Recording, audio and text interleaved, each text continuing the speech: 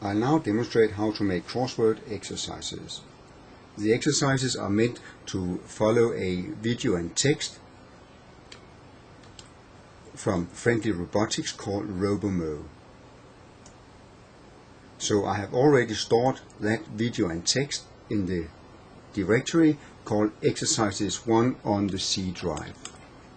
And this is also where I will now store the new exercises.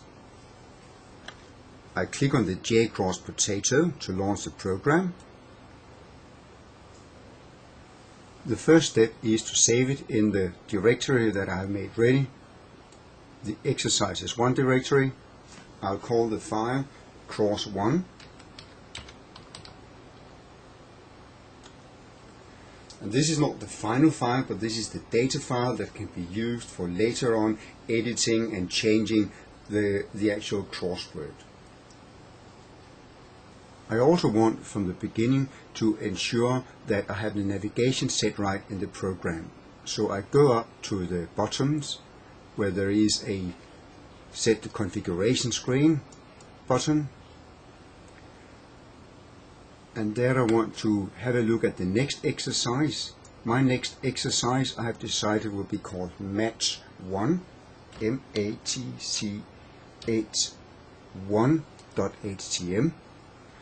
I want to have a contents button that will link to an index.htm, and there will be a back button.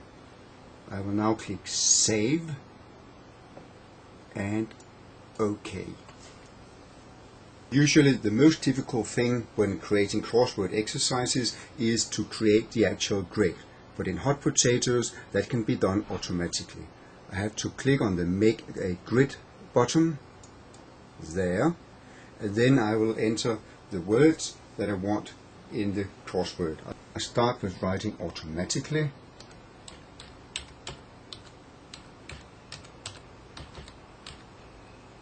And I have already made the other words ready there. So now I have a list of words, and all I have to do now is to click on Make the Grid. And there it is. And of course there will be no crossword without some clues, so the student knows what to type in. So I add the clues.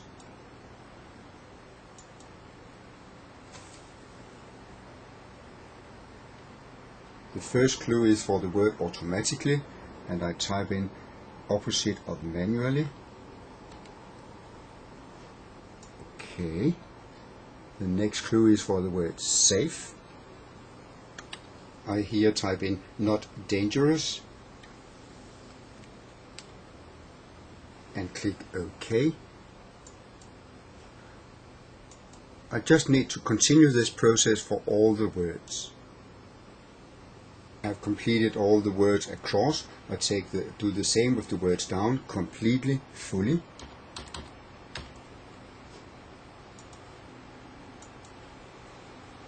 When I have completed all the descriptions, I click on the green OK button. It is now time to save again, and I can see the result by clicking the web grid.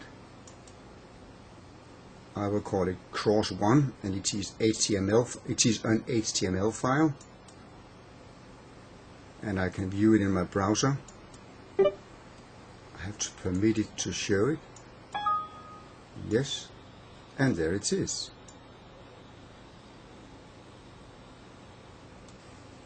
I just try one of them. I click on free. A patch of grass, a lawn. Enter. 6, not dangerous. I can get a hint.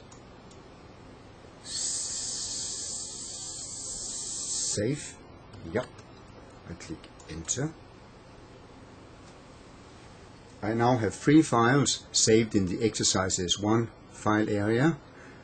The Cross1, which is the one I've just made. The Cross1, which is a data file that has all the information about the crossword, where I can go in and edit words. The index_en, which is a text and video file that will link to the Cross1 file. But I would also like to have an overall index file that can be used for navigation. A simple index page could be used for navigation. This one is made with front page. I need to save it first of all in the directory,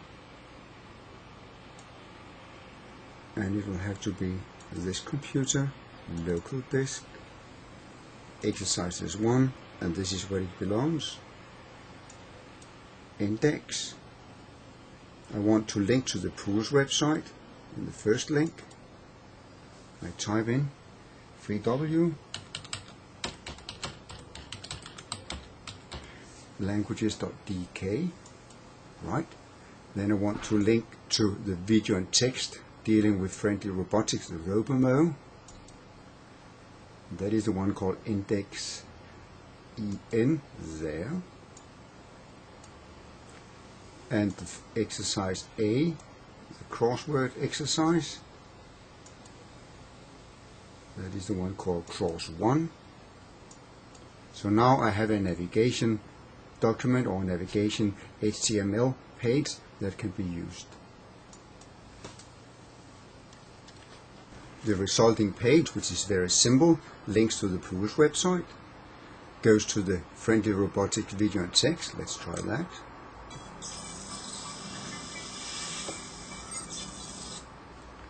If I go back, the crossword exercise that we just made, there it is.